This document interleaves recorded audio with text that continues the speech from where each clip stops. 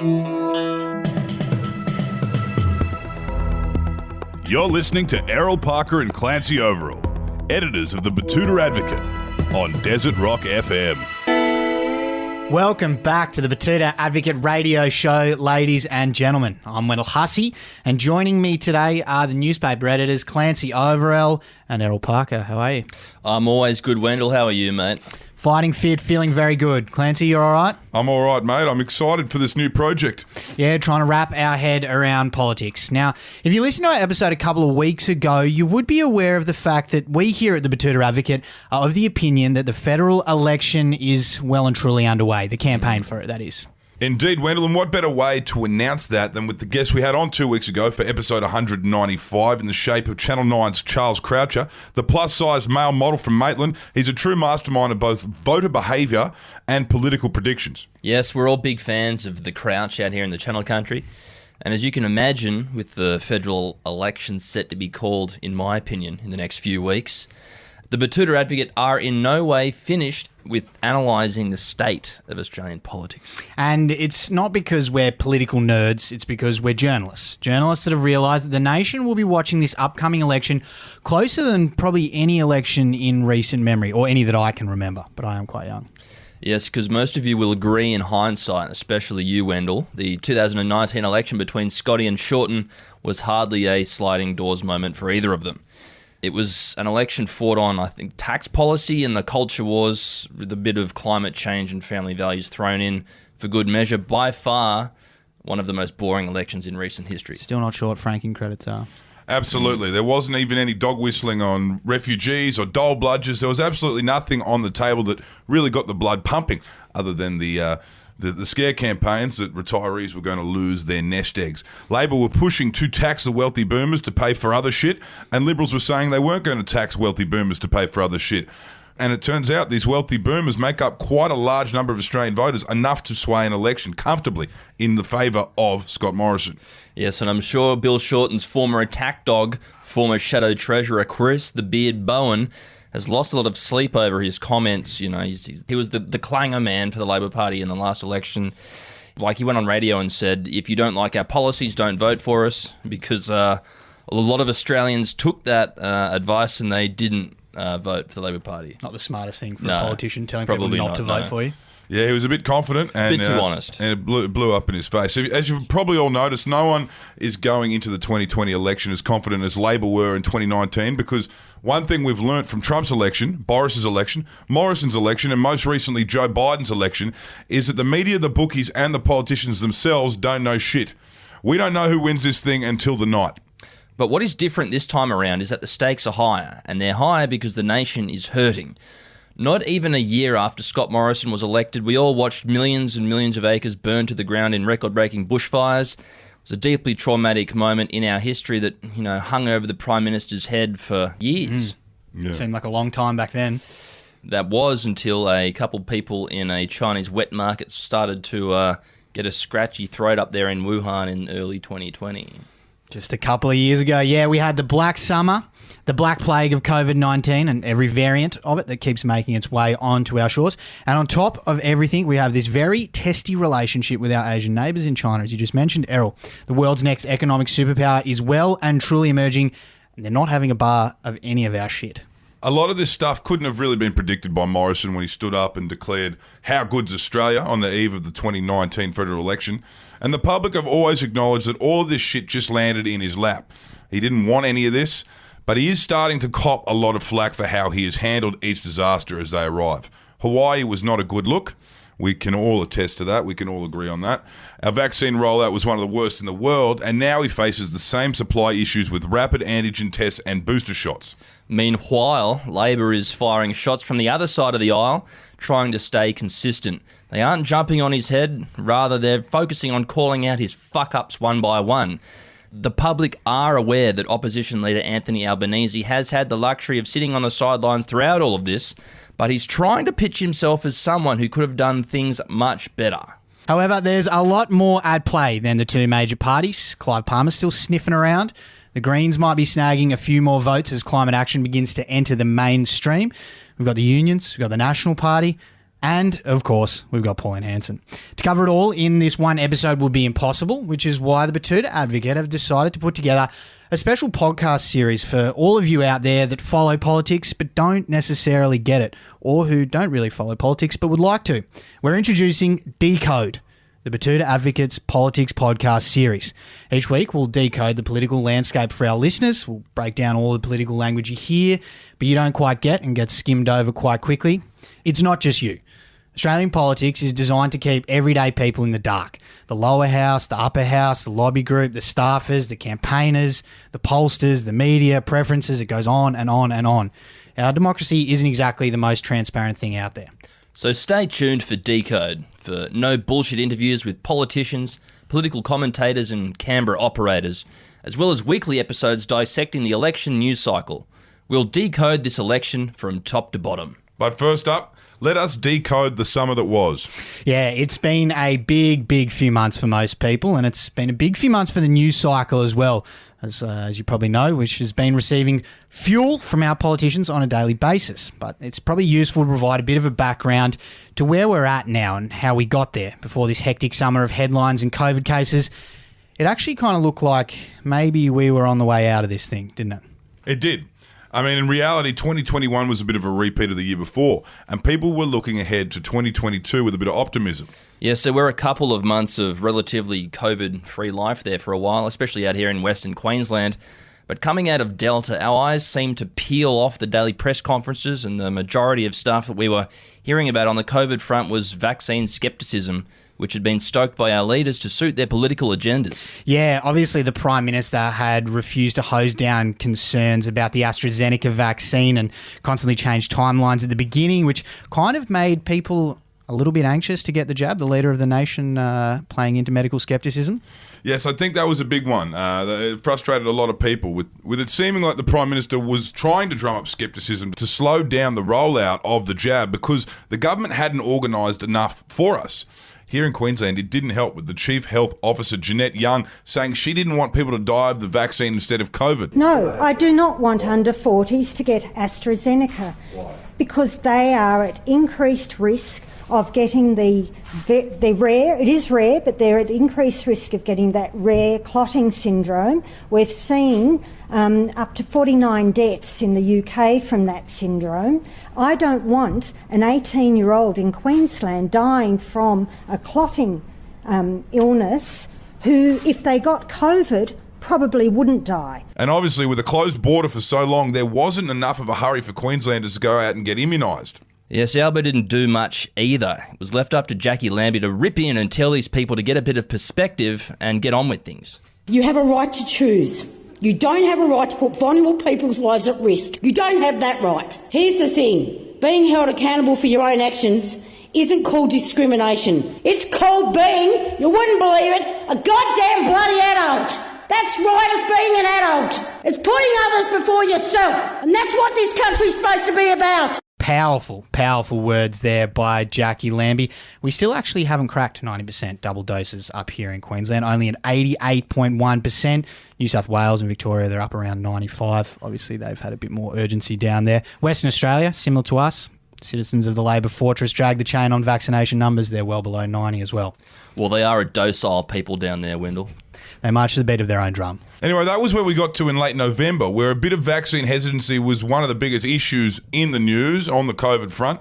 The Omicron variant was just getting a bit of a random mention at the bottom of a few news articles, and everyone in Australia was thinking that 2022 was going to be our year, our first year outside of COVID.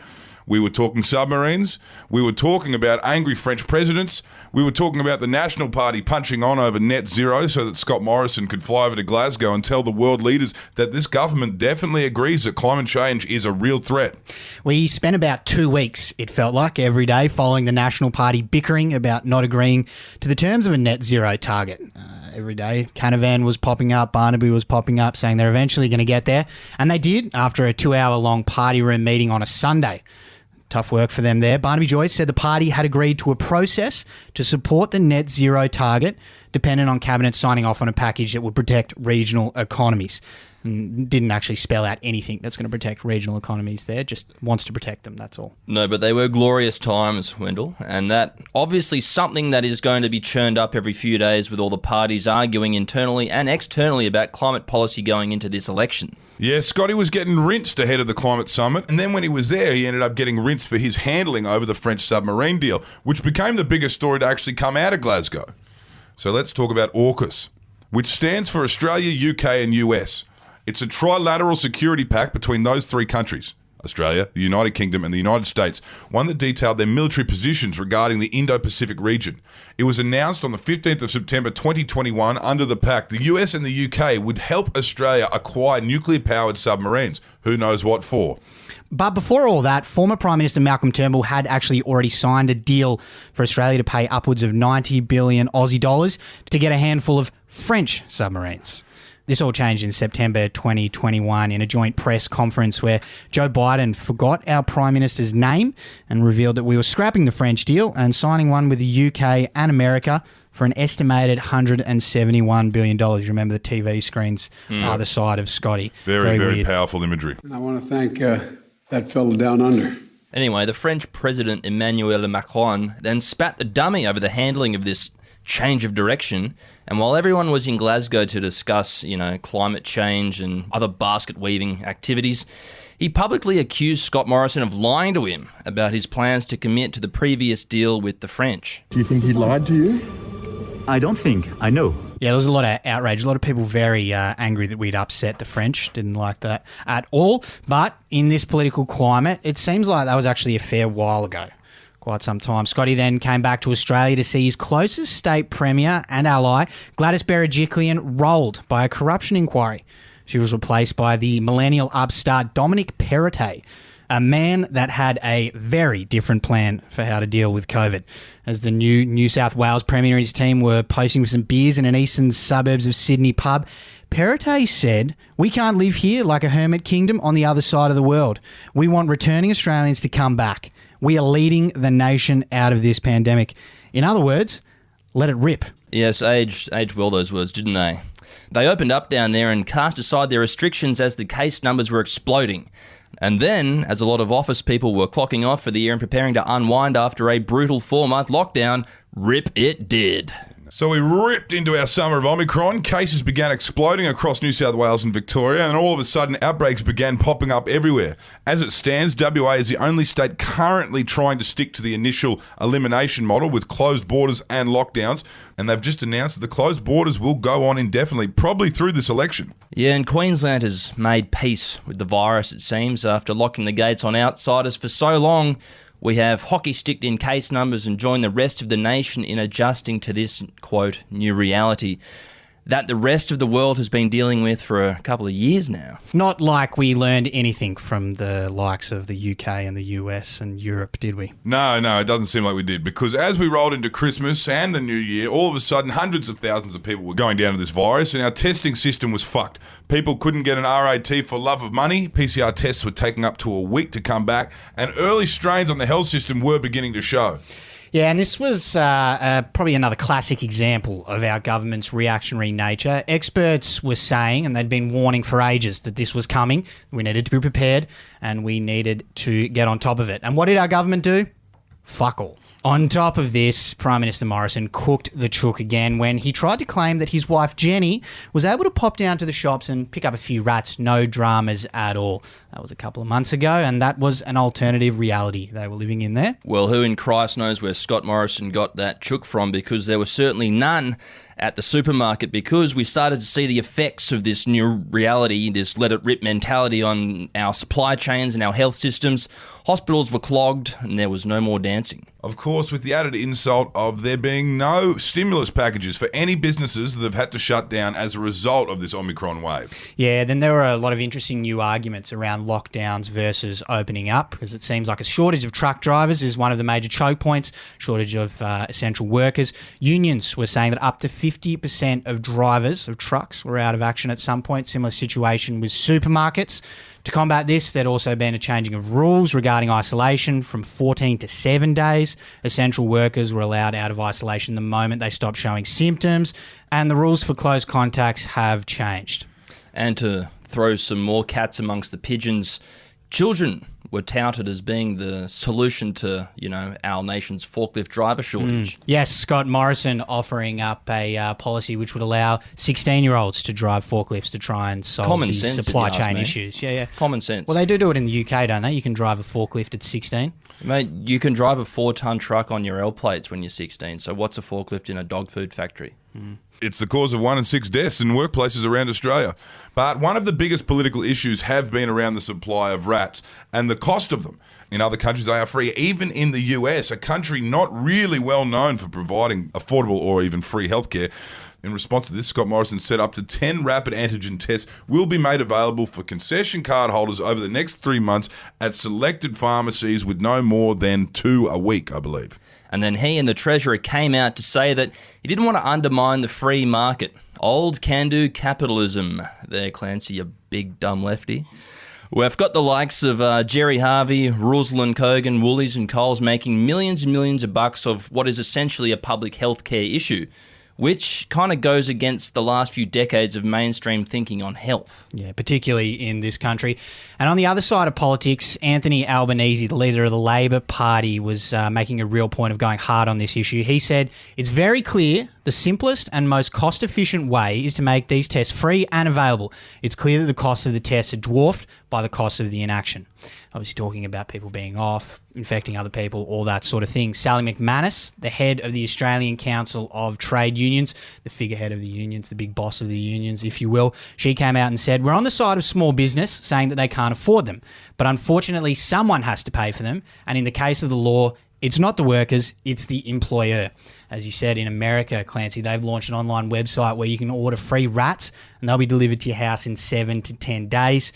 The Biden administration has contracted for more than 420 million tests, and additional contracts will be awarded over the coming weeks. That's what the White House says. It's expected to pay $5.6 billion to cover the first 500 million tests. That's almost half a submarine. And I mean, obviously, we wouldn't need that many. 1 billion would probably cover 100 million tests. Doesn't seem like that much money given what we've spent on other things, as you just mentioned, the submarines. But we've been promised that there is a glut of tests arriving. Given it appears you can get the virus again after a few months, it's probably not going to be an issue that goes away, though, is it? No, Wendell, it had as much chance of disappearing as a skid mark down Clive Palmer's toilet bowl after Parmigiana night at the Coolum RSL. And no amount of Serbian anti-vaxxers is going to be able to change that, I don't think. Didn't that little Australian Open drama backfire on Scotty in the end? Yes, upon arriving in Melbourne for the Australian Open, the world number 1 tennis player Novak Djokovic was unceremoniously met at the airport at 4:30 a.m. by Border Force and told that he wasn't going anywhere. All of the vax stuff aside, his visa was cancelled after he arrived on Australian soil, and Scott Morrison was quick to fire out a tweet saying, "Rules are rules." Yeah, then we had the better part of a week of Novak's headlines dominating the news cycle in what seemed to be a bit of a blatant attempt to distract from the rat shortage and the supply chain issues that we just mentioned. Djokovic successfully had the decision overturned in court initially before the immigration minister, Alex Hawke, after a suspicious amount of time, came out and tore up the visa again. Yes, using his ministerial discretion, he said, "Off you go, Novak."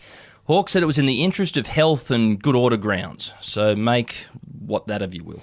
Yeah. And then Novak, of course, went back to court to try and get that overturned. No luck, and it was back off to Serbia for him. And it looks like he won't be able to come back here for 3 years unless they change that ruling. True, and this issue too was used as a smokescreen too to pretty much cover up Scott Morrison's new anti-troll laws, which aim to demask trolls on the internet, to open them up for defamation proceedings to be brought against them, which it's legislation aimed at making the owner of such Twitter handles as Fuck Da Liberals very nervous. Fuck the Liberals 666, fuck the Liberals 69.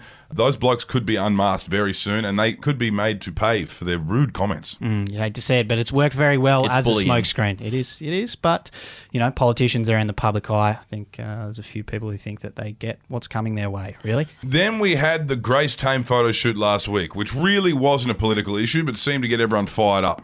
Yeah, Murdoch media commentator and former Liberals staffer Peter Van Onselen typified the sentiment from one sector of the population best with his searing opinion piece titled, "Grace Tame, if your disdain for the Prime Minister is so great, why go? And he's talking about that Australia Day luncheon that she attended. A lot of older Australians were hitting out at the Australian of the Year, and then a lot of younger Australians were asking the question that why should she smile for this bloke that she clearly thinks has failed her and people like her. So there was a bit of a debate around that, which kind of occupied a couple of days at the back end of last week there. Well, for a journalist, Wendell, Peter lives in a very, very suspiciously large house in Sydney's Blue Ribbon Vaucluse area, so make of that what you will. We got to go easy on PVO. He might be a potential guest for the Decode podcast, even if he is trying to get clicks by wading into the pointless culture wars that get us nowhere. Yeah, I'm sure he'll be popping up in a few more headlines over the next couple of months. But all of that we've just spoken about has led us to the point where it seems like there's a bit of heat in everything that seems to happen now. We've had another week of hearing essential workers telling us how cooked their industries and professions are and how things just aren't getting any better, no matter how many times they voice their concerns. We've got a code brown. We've gone from rat plagues to rat shortages.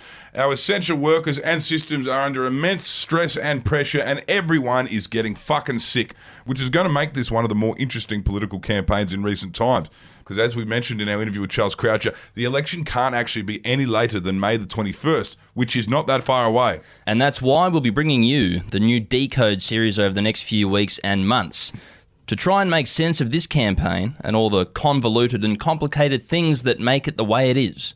Yeah, we'll be having a weekly recap where we'll wrap up every week in politics, breaking down the big stories, the little stories, the ones that slip through, all the bits and pieces, trying to make sense of it all. Then there'll be little bite-sized episodes focused on decoding a particular party or issue or structure that doesn't really get explained in those opinion pieces or the 6 p.m. news, all that sort of stuff, like how voting preferences work and what a big old donkey vote means on election day, the origin of the Liberal Party, the origin of the National Party, the origin of the Labor Party, and how a smart tree was responsible for its founding probably about 150 years ago. There'll be interviews with politicians. We'll invite them on to Decode to desperately humanise themselves in the final moments before, I guess, the Australian public decides whether or not they sit on 250 to 500,000 taxpayer dollars a year to sit down there in Parliament House and have their rent paid for them. We'll have them on here. We'll be talking to all sides of politics and we'll be discussing all sides of politics. So we'll keep you pretty covered for the political content over the next few months. And we'll reiterate once again, this is not for the political nerds. This is for the quiet Australians, and this is for the everyday voters who don't know what the fuck's going on. So we hope you've enjoyed today's show, and you'll be joining us again in a couple of days' time where we'll decode the origin of the Australian Labor Party. Don't forget to subscribe or follow to the new feed under the name Decode, where you'll be able to find all those shows we just spoke about. Look it up or click the link in the show notes. Anyway, that's all we've got for you on this show. We'll talk to you soon. Bye-bye. Bye. Let's decode.